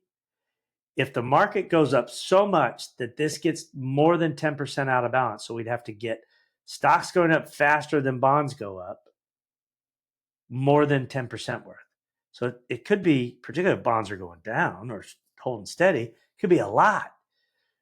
So we didn't say we have to do this every quarter like most asset allocation people do, which again, I didn't know yet. But I said, we'll just, every once in a while, we'll do a review of your portfolio, not even necessarily at the end of a quarter. Might be on a given day because the stock market's gone up 19 days in a row. And I wonder if we've hit our target. So I would then do the asset allocation. And the first time we did it, we were at 69%. So, wow, we're way over. So then you look at the portfolio, which industries have gone from 5% to over 10? Well, the first one was because rates went down so much, the utility portfolio exploded to the upside. Well, this is exactly the kind of thing they wanted to be in. They used to be in 40% utilities. So I went and I said, I think we should sell enough utilities to get back down to 5%. So it's a little more than half our utility portfolio. And this old lady who read the Wall Street Journal before I got out of bed usually, and I got up early, she says, well, if we're going to sell it all. We were at all-time highs on the utility index the day we sold. 6 months later, when the portfolio, which we had put back to 60%, fell to 54%, which is 10% too low, which was our trigger to buy back in, utilities were 1 point from their something like 10-year low. So we just bought utilities back. That was our first move. We got out of utilities, paid long-term capital gains. We bought utilities back. The extra money we had by selling high and buying low, we added to the bond portfolio so that we were 60-40. So now the bond portfolio is growing. It's almost like making money, turning rocks into gold. We took money from the stock market and added to bonds. So, because bonds basically promise to give you your money back when they come due, and interest along the way. So the interest is accumulating on the bond side and counts on the bond side. And then the money we added goes in the bond side. And so when we made the allocation back into stocks to go from 54 to 60, that's when we made the allocation from cash back into the bond portfolio. And we'd always buy at the long end. So we're getting the best kind of deal we could at the time. So long story short, from 1983 to 2000, when the second of the two died, we never had a losing year, even in the crash of 87 or the crash of 98 or we didn't live to be in the technology part, but the last allocation out, we sold all our tech stocks at the end of 2000 and put them back in to where we started, utilities. But because she was sick and dying and we knew the kids weren't going to keep it invested, they were going to take it. One went to the bank and one spent it all. We gave the kids $5.5 million from 374, 17 years. Never took more than 60% risk in the market, except for what it went up to. We sold out back to 60% 5 times and bought back in 5 times in 17 years. That's all we did. Yeah. Do you know what the return metrics that strategy met? You don't remember? No, I mean, you could go back and back out. They took very little money out. Occasionally took $5,000 to give to someone as a gift or the kids or something like that. A couple times I think we did 5 each. I'd say out of the 374, we probably took 40,000 out maybe. And then there was one year when we had our best year ever, but we had more transactions than we ever had because we were buying smaller companies because the blue chips were going down and the small caps were going up. They couldn't take it, and the husband convinced her to move away for 1 year. We had 300,000 in cash, and a year later when they came back, the 300 cash was lost by the other brokers because they went back into blue chip stocks. So we even have a year where we had nothing to do with it. They lost 300,000 instead of making money, and we were making bank that year. So it could have been a better return if it not for that 1 year. But yeah, I mean, money should double at 9% every 8 years, rule of 72, if you know that. Mm-hmm. So let's call it 375 to make this easy, 750 in 8 years, and another 8 years almost puts us at the 7. Huh? No, go ahead. Well, I was just going to take 750, 1.5 was what you started to say, 1.5 million. It was 5.5 million. And we had 1 year that we got screwed and lost 300,000 and had nothing to do with it. So you were 400% up. Yeah. Of what you should have done. Yeah. And the other thing I would say about this whole thing, I've only done this 3 times. Twice I listened, once I didn't, with God and the market. I've been concerned about where the market was, and I pray about it. So again, my research is, okay, the market's way up, it's overvalued, it's high. Pray to God, get neutral. I'm either going to get out or stay in. That's as neutral as you can be, right? Wait for an answer. Twice they've given me the answer. Once was in 2007, which was the end of my career. It's the reason I retired. I told you earlier, I got out because of God. I'd already been 3 years in Jimmy John's. I was doing well. I was doing great in the market. I had 1,069 accounts and 365 million under management. I was making 600,000 a year as a broker, plus making money in the market. Had my finger on the pulse because I was right there. And my wife was sick. My youngest son was sick. We had this new baby. And I did that prayer, and I woke up and I knew. I went in, I sold my book to my junior partner. I told the manager, I said, I'm going to spend the next 3 months, call every one of my clients, get them out of the market. So from October 11th to December 31st, 2007, I got all my clients 100% out of the stock market. January 1st or 2nd, Finland fell, and then Norway fell, and then the whole world fell. Mm-hmm. And then I had 5 of my clients that were all over 80 and still married. called me all on the same day to thank me. And they all 5 had the same question. This was on January 17th of 08. They wanted to know when they should get back in. I said, how do I know? Well, you knew we should get out. Well, God told me that, but I didn't ask about when we should get back in. I said, oh, wait a minute. I do know. I said, Obama gave a speech, and he's the front runner to take Bush's place when he's done at the end of this year. I said, we are going to get creamed all the way until the inaugural address in 09. And I said, the market's going to be at a bottom. Obama's going to promise us the world. He's going to do all these things and spend all this government money to put us back right. And the market's going to believe it for a moment. And we're going to rally into March.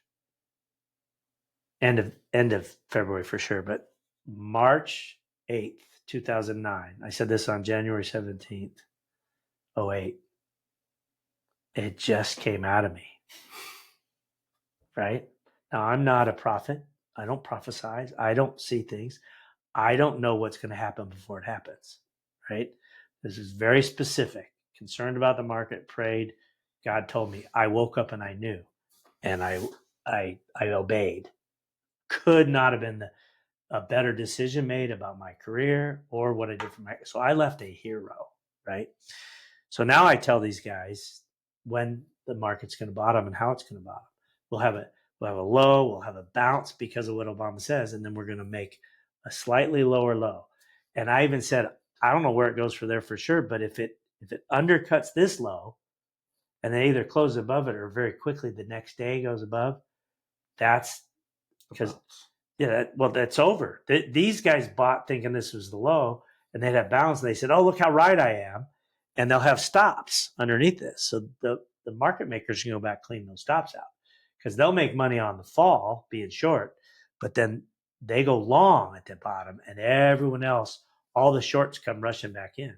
That's one of the things going on now. We announced about a month ago $7.4 trillion, an all-time record in money markets. And I would guess, I don't know if this is right, Democrats who hate Trump are not in the market. And there's a whole lot of them that really hate him that think they're sophisticated. They're short the market. And they're probably short NVIDIA, Planetaire, some of the other, Tesla, Amazon, Google. They're short all these things. And every day, the market's going higher and they're getting squeezed. So as people get convinced they've made a mistake and they've missed it, and they come back in, and as the shorts cover, at some point we're going to get squeezed to where it's straight up. And then when you get a report maybe that there's only 4.8 trillion in money market, you know it's all back in the market, and that's when we'll get killed. Well, and so I think the answer to the opportunity cost is part of getting neutral. Is that when God's not in something, and obviously opportunity cost is much easier to see in hindsight, but because some of the opportunities that you've talked about where you missed out on a real estate deal or, should have bought this stock and held on X, to Y, it. Z. Yeah. But if God's not in it to begin with, then I think you're more at peace with missing out on those Right. things. I'm comfortable. Mm-hmm. I'm comfortable with the outcomes because I know the inputs and I know where God wants me to land. But that was the same thing just from a charity standpoint. And I think I might have told you this story. A gentleman that calls me once in a while for charitable dollars for whatever he's got going on, calls me one day and says, we're putting a church at 20th and Lake, right in the heart of downtown North Omaha. And he said he needed chairs for this big kind of empty room, basically for parishioners to sit in. I thought, well, that seems pretty worthy. I said, what do you need? Well, $9,000. It's a really big place. We need a lot of chairs. That's what it's going to cost. I go, okay, you got it. Didn't use my thing at all. I mean, again, I have already got the facts. They're that simple. They want this many chairs. They cost $9,000. He wants $9,000. I didn't pray about it. Not even on the moment. I didn't get neutral. I said, okay, I got the money. I'll do it. I gave it to him. A month later, he calls me and I go, oh no, this was the latter part. Sorry. He calls me and says, I'm not there anymore. I go, why not? He goes, it turns out this guy, and both these guys are black, but the guy who came to him and brought him into it is racist, hates white people, thinks all white people, even though in North Omaha, 25% of the population I've heard is black, 75% is brown or white, but mostly white. Most people don't realize that. This guy's right there trying to run a church, but hates white. All white people are the devil. All white people are rich. Two things that aren't true, right? And that's what he's going to preach on Sundays. So my buddy, who doesn't think that way, leaves. So I'm thinking, wow, God, 1 month, and I know that doing this without you is a huge mistake, right? So fast forward about 9 months, he gets involved with the Hope Center. And he's working at the Hope Center this whole time. I didn't know it. And he's going to do another church. It's going to be a Hope Center church. They need chairs. I said, dude, I messed up last time. I did not go to God on this. I'm truly going to go to God. My phone in my pocket's ringing. Anyway, I'm going to go to God, and I'll let you know. He calls me roughly 30 days later, and I had nothing. And this is the part where I found out I know within 12 hours, 24 hours at most after that. I'm pretty sure God's not answering this. I'm not even praying about it anymore. And so I don't answer. I feel bad. So I call him right back. And I said, hey, I'm sorry. I didn't answer because I didn't have an answer for you. He goes, what are you talking about? He goes, I'm just calling to see how you're doing. I wanted to take you to lunch and thank you for getting me the chairs. Say what? He goes, yeah.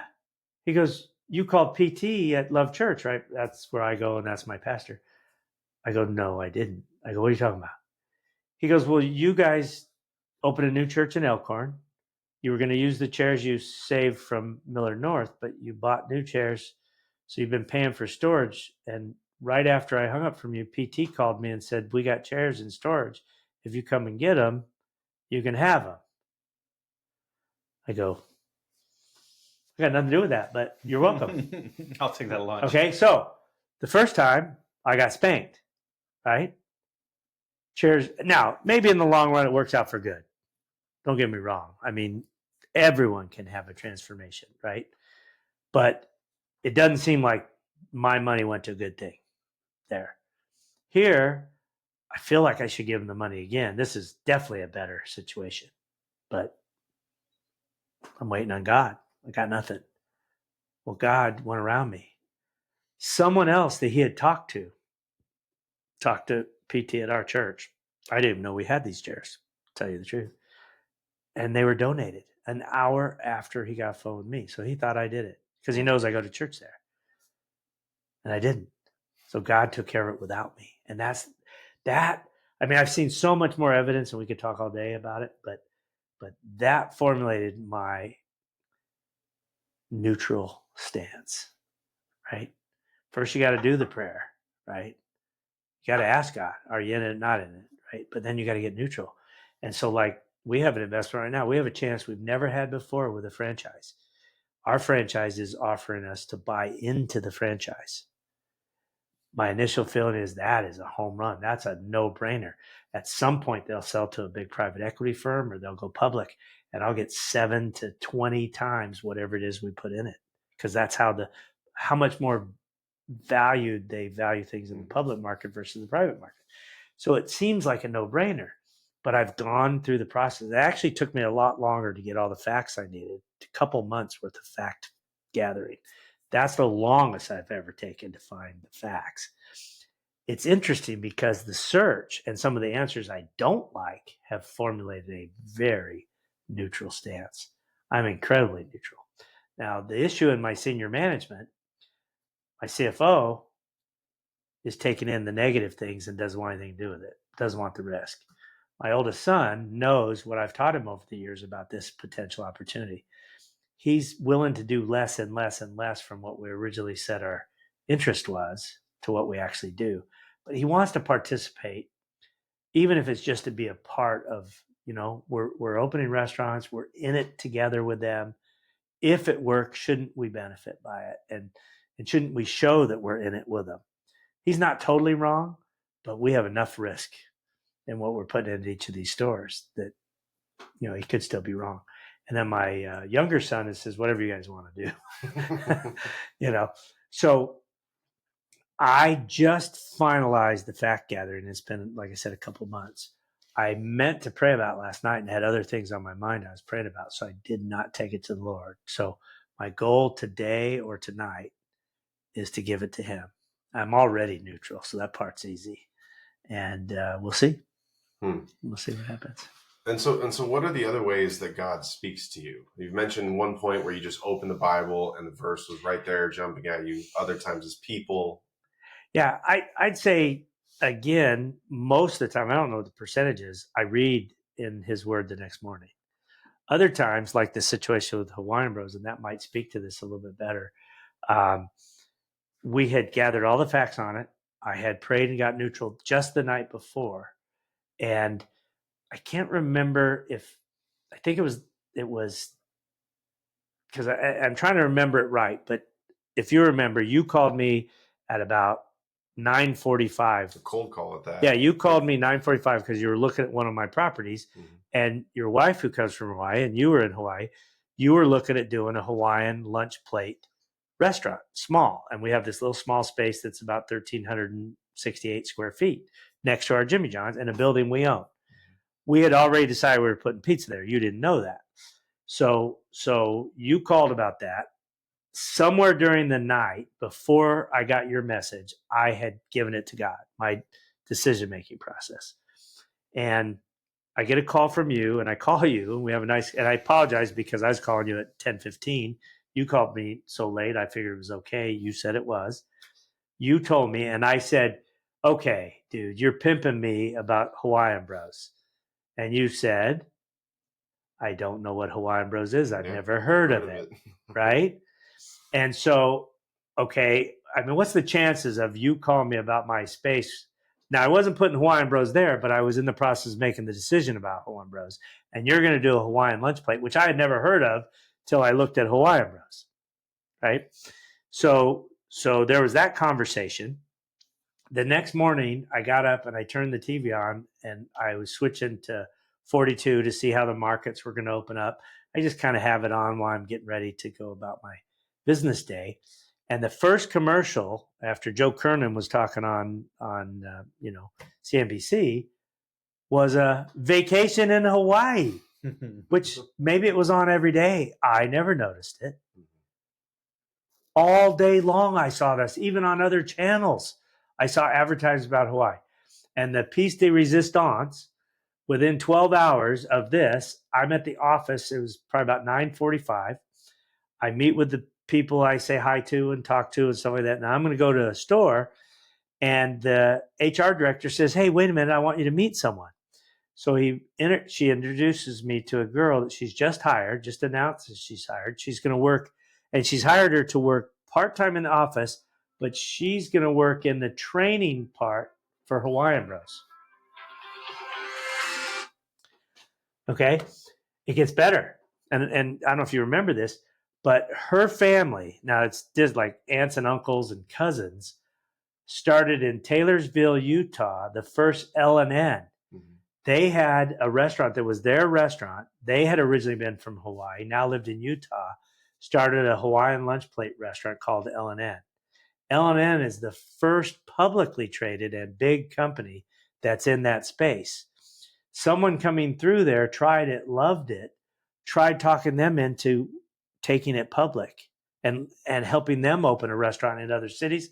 And they said, no, we're old and we don't want to do that. And we don't want to take this off. So they sold them the restaurant and the rights to do that. And L&N isn't in every state, but they're all over the country. They're bigger than Hawaiian Bros at this point in the game. And now she works for me. That was all within 12 hours of giving it to the Lord. All of it. It's crazy. So sometimes I get direct kind of intervention, if you want to call it that, and let's call it signs. People would call these coincidences. I call them God winks. There's a book by an attorney that was a non-believer who figured out about God and wrote a book called God Winks. Squire Rushville. Yeah. Mm-hmm. Just good stuff, right? So I had read that before. So now I look at coincidences in a different light. I look at them as signs from God, and they truly are. So there's that.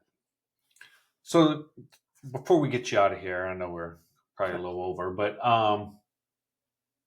if someone's young, say throw out an age, 25 years old, they got a decent job, they're investing in their 401k, but they want more. So they're like, hey, I want freedom. You went from investments in publicly traded companies to investing in your own privately traded companies. Right. Talking about private equity, maybe selling out to, or maybe selling out's not the right word, but selling out to Wall Street. What would you tell someone that is looking to pursue financial freedom? Would you tell them go all in on the stock market, 401k, Roth IRA, that route? Yeah. Instead of making $80,000 to $120,000 just for some kind of numbers there, or would you say, hey, one thing I've heard you, well, I haven't highlighted, but one thing I've heard you focus on in your personal life is your savings rate. Would you say, hey, get your savings rate up, save up some money, and then invest in something like Jimmy John's or something along those lines? I had this happen recently. I had a gentleman who's 39, married, wife stays home with the kids. They have 3 kids and a 4th on the way next February, I guess. He has a really good job, a job similar to what you described. I didn't ask him what he gets paid, but he's a VP of sales of a company in the medical industry that just recently, actually within the last month, went public. So he has some stock. So he's made some money there. He's fully funded and got contributions from the company in his 401k. He's done very well. Just recently bought a big new house. So he's got a big mortgage. So he needs a job. He needs to be able to pay the bills. He's got 3, almost 4 kids, right? Wife that doesn't work. He can't give up the safety and security of that paycheck. Now, he loves his job. It's not that he dislikes his job, but after 15 years in the sales world and having sales quotas and things like that, he's just not as enamored as he once was. And he has heard about me. He has seen the things I have. He loves the concepts. He loves the food or the coffee or the whatever.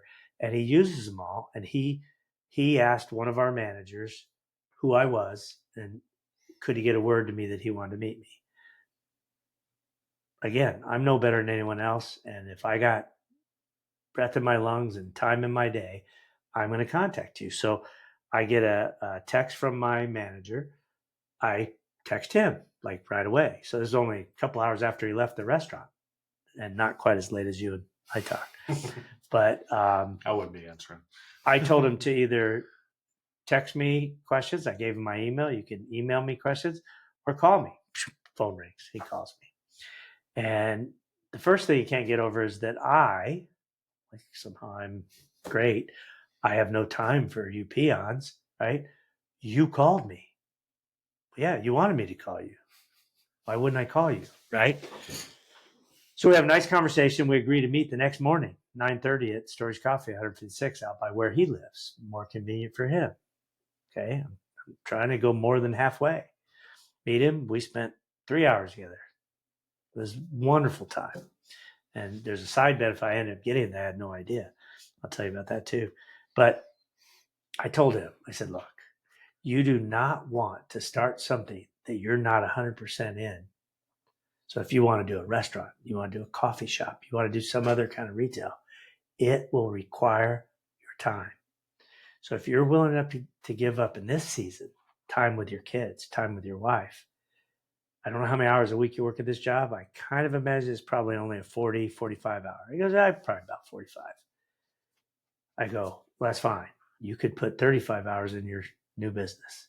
If you're willing to put 80 hours into 2 businesses, your job and your thing, you can go into this eyes wide open, find something that is within the realm of the investment dollars you have that won't put you in jeopardy of your family.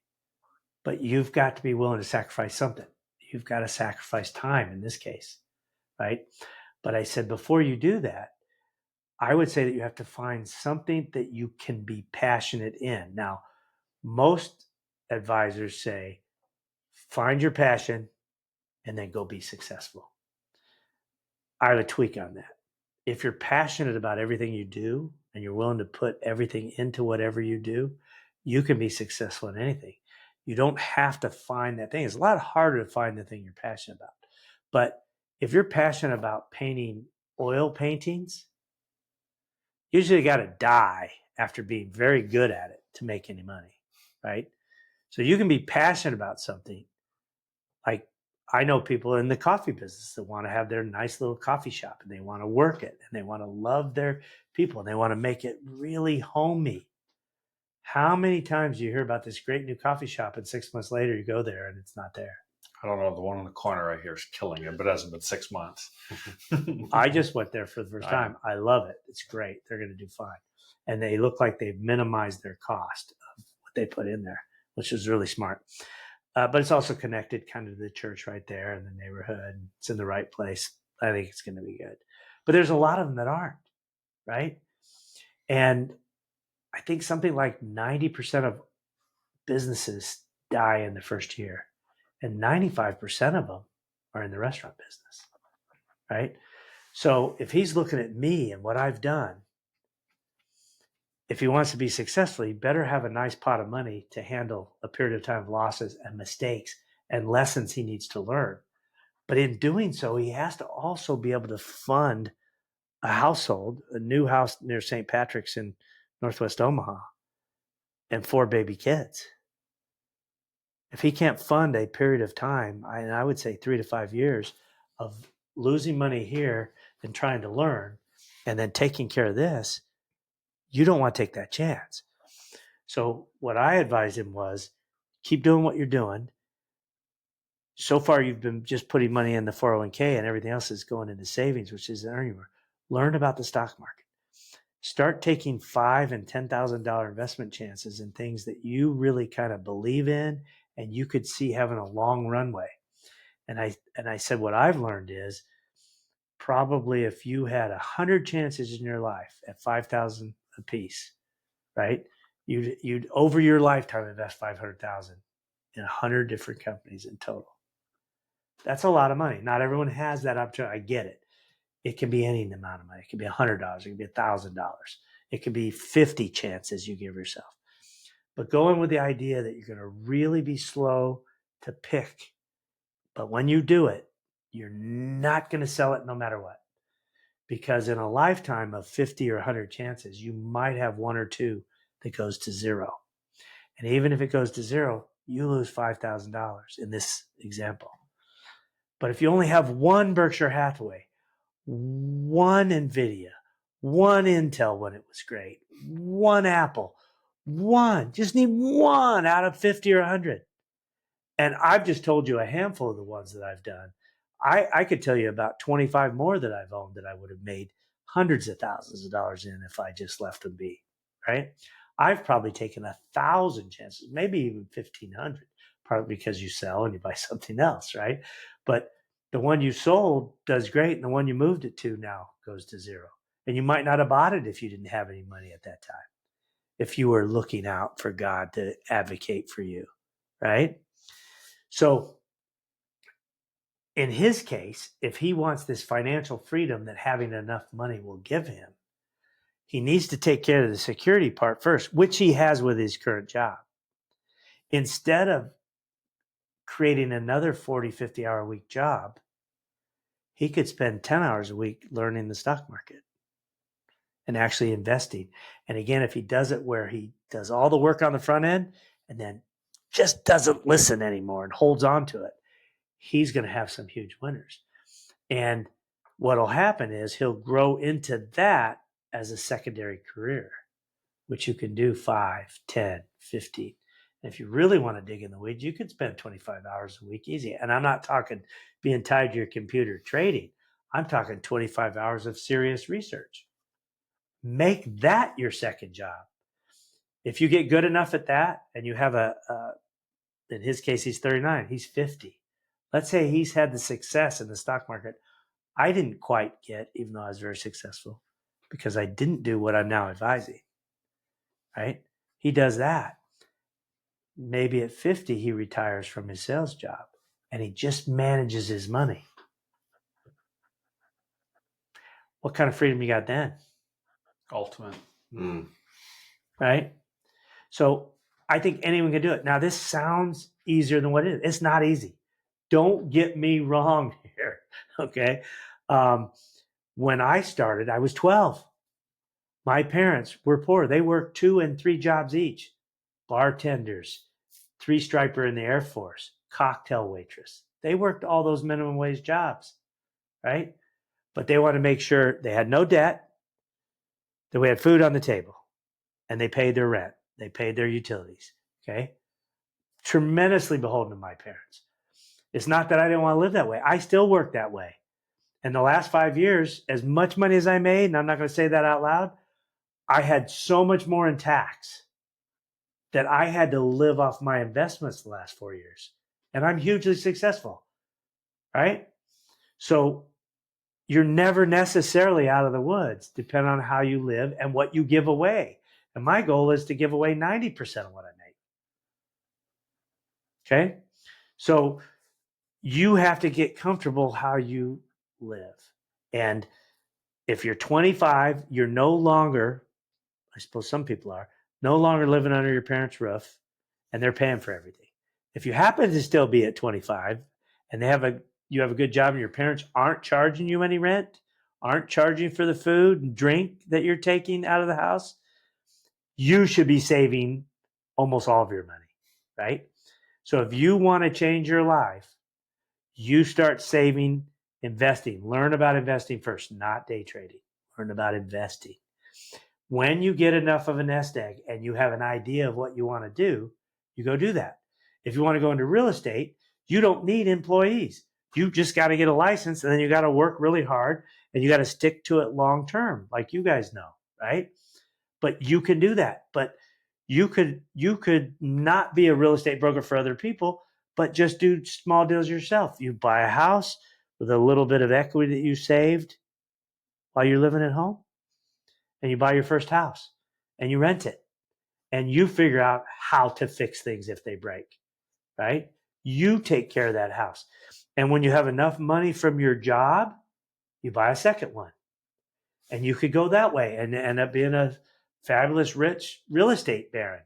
But you worked it, and you saved every penny you could by doing that bathroom tile yourself, right? Until you were good enough and had enough income that you could hire someone to do it. But there's so many ways in America. We are the land of opportunity.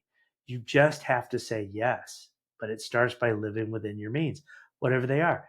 Now, if you've already made mistakes, you're a single mom and you have 3 kids and you're out on your own and you have to pay the rent and you have to put food on the table and you have to buy diapers and you got no one looking out for you, your fate might already be sealed. I don't know what I can tell you. You have to find a way to get enough of an education, to get a good enough job, to make enough money that you can save a part of what you make.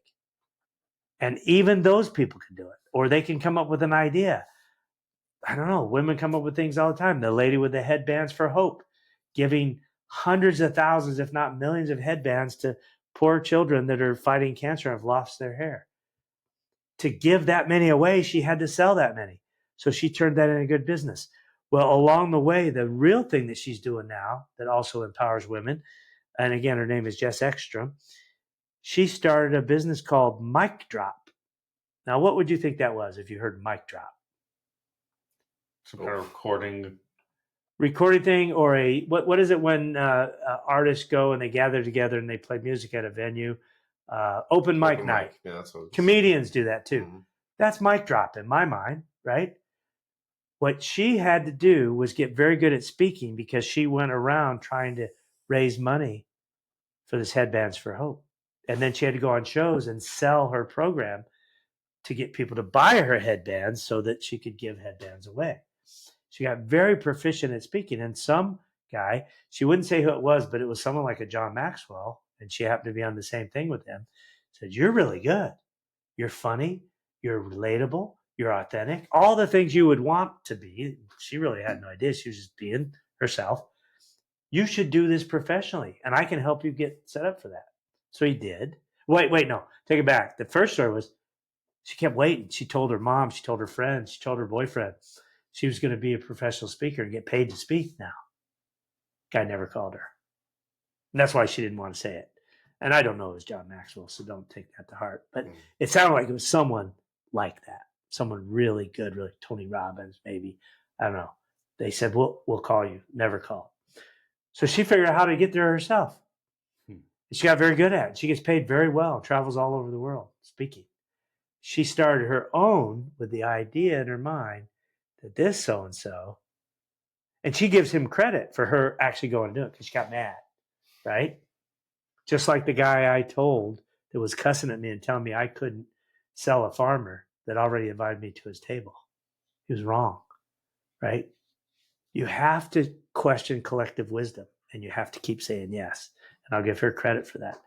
But she did that. Now she has a professional business called Mic Drop, and she hires women all over the world and brings in women that are already good at speaking. She helps teach them and train them. And then she's got this platform where you need a speaker. Oh, this one will be good for that. She hooks you up and sends women all over the country and all over the world professionally speaking. Interesting. Yeah. So you could be a single mom and all you do is know how to hold down a job, pay the bills, and take care of your kids. And you've got your kids in schools as they age, and you've been successful at it. You got a story to tell. And that's the thing.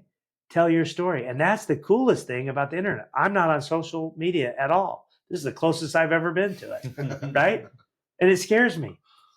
But the guy at my church who does this for a living has millions and millions and millions of followers. Now he's got a business helping people do this very thing.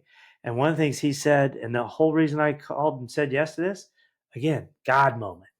At the same time you're asking me about this, I go to this thing, and out of all the things I could have picked for a breakout session, I picked Cap Chatfield, how to use social media to build your brand. And I was scared to death just sitting there. And as he started talking about it, he's saying the same thing we're seeing Charlie Kirk, God moment.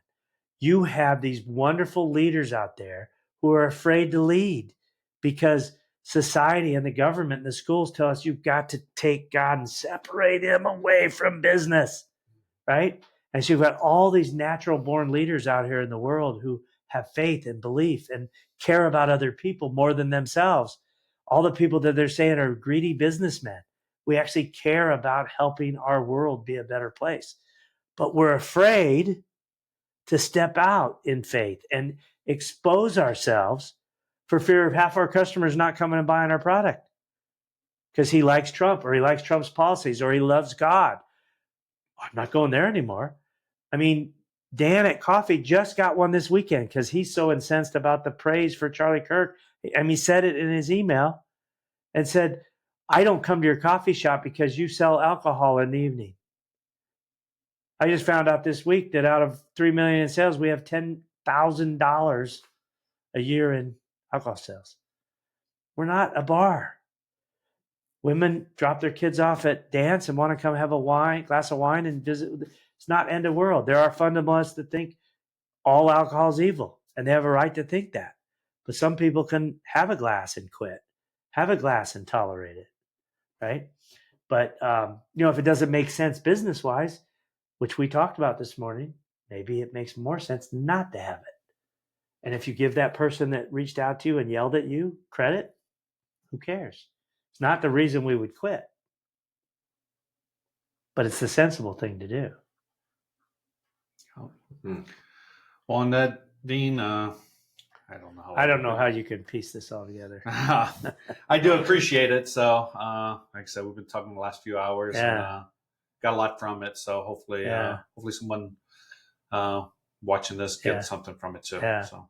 Well, I'm old, so above all else, I have experience. And one of the biggest things I've learned in this whole EOS entrepreneurial operating system thing is you have visionaries and you have operators. I have learned from experience to be a very good operator. I don't know if I'm visionary. Where I have vision, it comes from the Father. It comes from prayer, trusting, obeying. So my vision comes from my advocate from heaven. And those are the things that I think really help me be successful. As an operator, I see things that are wrong and I know how to fix them. Well, that doesn't come from vision. It comes from experience. So if you had to have one or the other, I'd rather have the operator, because vision's eventually going to come, even if you don't have the Lord. That doesn't work. That doesn't work. That doesn't work. The thing he's doing looks like it works. I'll try that. Oh, that works. Okay. That's my vision. If I need vision, I go to the Lord. If I need answers, decisions, I go him. Well, Dean, on that note, I think we'll leave it there. Yeah. Thanks, It's a sir. pleasure. Thank you, guys. Thank you. That's fun.